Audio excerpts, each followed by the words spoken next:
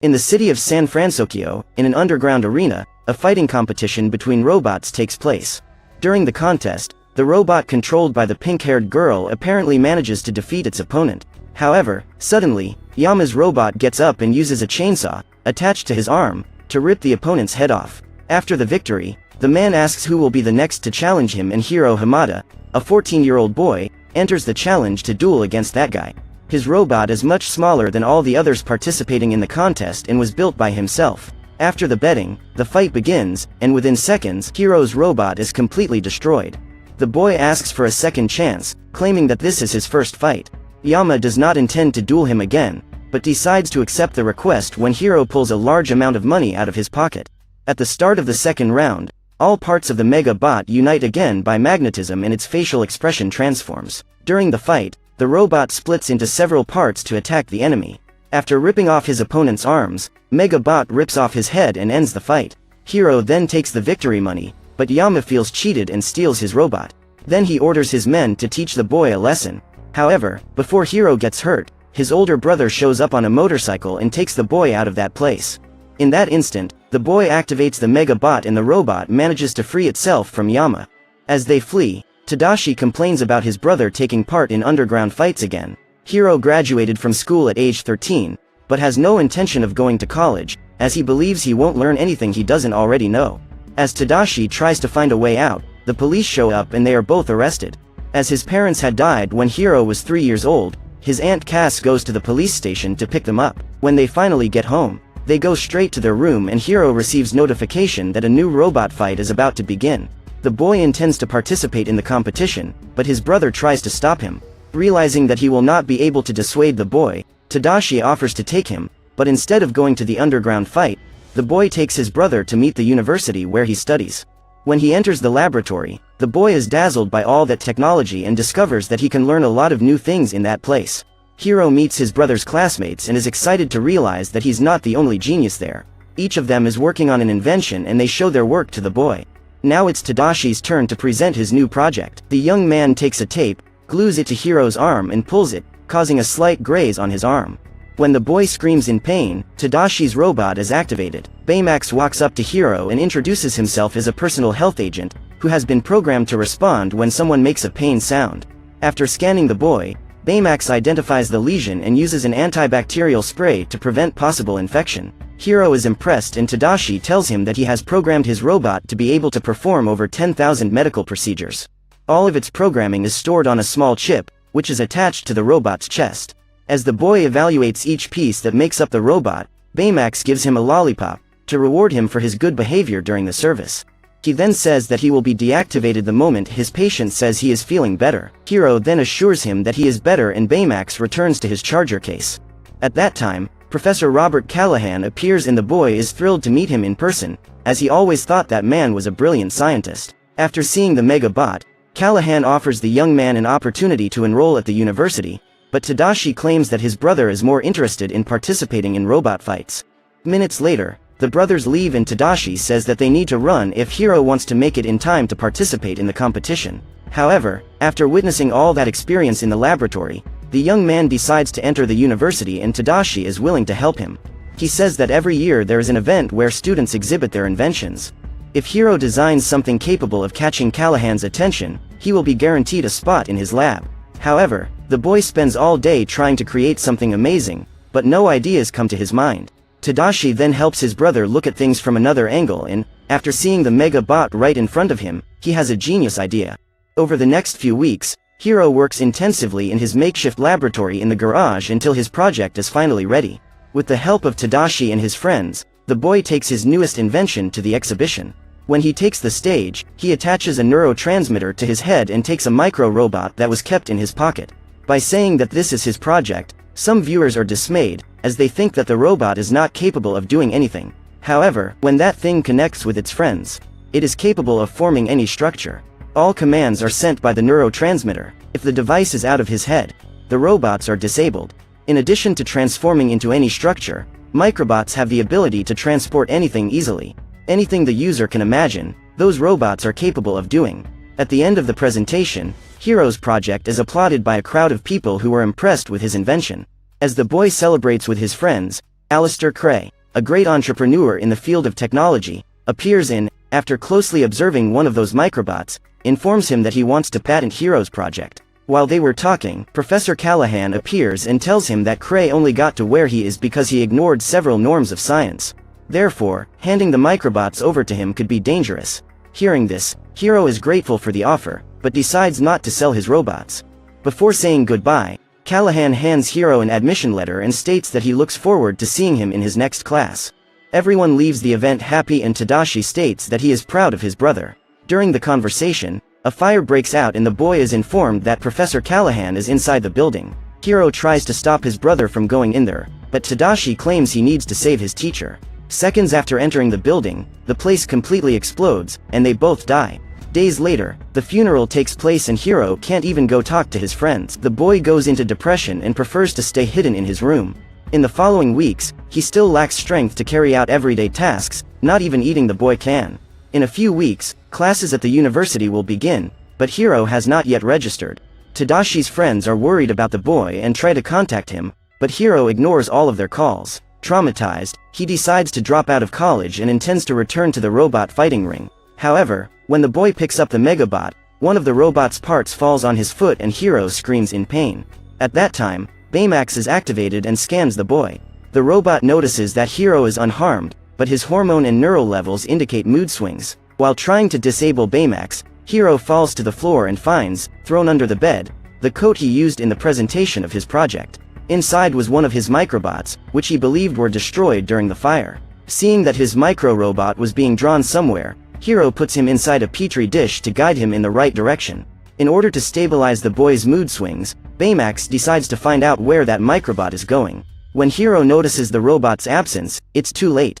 Baymax is already on the streets, running the risk of causing traffic accidents. When the boy finally manages to reach him, the robot had already discovered the place where the microbot was trying to get to. The pair stop in front of an abandoned garage, but the door is locked. Curious to know what was inside, Hero decides to invade the place, entering through the window. To keep up with him, Baymax needs to empty his body. While inflating again, the boy will take a look at the place. At that moment, he finds some machines working on manufacturing new microbots. When Baymax appears, all the microbots start moving and Hero pulls his friend to flee together from that place. As the door is locked, they need to hide. As they approach the window, Hero sees a masked man walking towards him, but both manage to escape with their lives. The boy immediately goes to the police station, and while Baymax covers his holes with duct tape, Hero tries to convince the officer that he is telling the truth. However, when he realizes that the man will not believe what he is saying, the boy decides to go home as Baymax is running out of battery. While recharging, the robot asks about Tadashi, and Hero tells him he died. Hearing this, Baymax accesses the computer and downloads all data about personal losses. Now the robot knows how to help Hero deal with grief. The first step towards treatment is being close to friends and relatives. So, Baymax gets in touch with the boy's friends. Hero has always believed that the fire that killed his brother happened by accident, but after seeing the masked guy, the boy begins to suspect that he set the fire to steal his microbots. That night, while Cass is watching TV, Hero and Baymax sneak out to the garage. The boy makes some upgrades to the robot so that he is able to fight evil and even manufactures an armor for him. Baymax is finally ready to fight and they go after the villain, but on the way they are chased by a suspicious vehicle. Upon entering the abandoned garage, they realize that the microbots are no longer there. To find them, they need to follow the microbot that Hero carries in hands. When they arrive at the edge of the lake, the boy spots something strange approaching and the duo hides. The car that was following them appears and Tadashi's friends were there. They are worried about Hero and try to take the boy home. However, before they could get into the vehicle, the masked man appears and throws a gigantic container at them. Baymax manages to grab the object and is soon thrown onto the car. As Wasabi drives out of that place, Hero tries to explain what's going on. The group drives through the city and Baymax takes the opportunity to scan the enemy. The masked man approaches the vehicle and Gogo decides to get behind the wheel. The chase continues and the car is captured by the microbots. However, Gogo manages to get rid of them and the vehicle ends up falling into the water. Lucky for them, Baymax is the most capable health agent there is and manages to save them from drowning. After leaving the lake, they walk to Fred's house and his friends are in disbelief to discover that the boy lives in a mansion. The surprises continue as the friends enter Fred's room. The place is completely bizarre, decorated with dolls and fictional creatures. As Hiro thinks of a new plan to catch the villain, Baymax notices his body temperature is low and starts to warm him up. The other friends approach to warm up too, and the boy asks if they know the symbol that was drawn on some of the items the masked guy was carrying. So Fred tells him he has a theory. He believes that the villain who attacked them is none other than Alistair Cray. The businessman wanted to buy the microbots from Hiro, but the boy refused the proposal.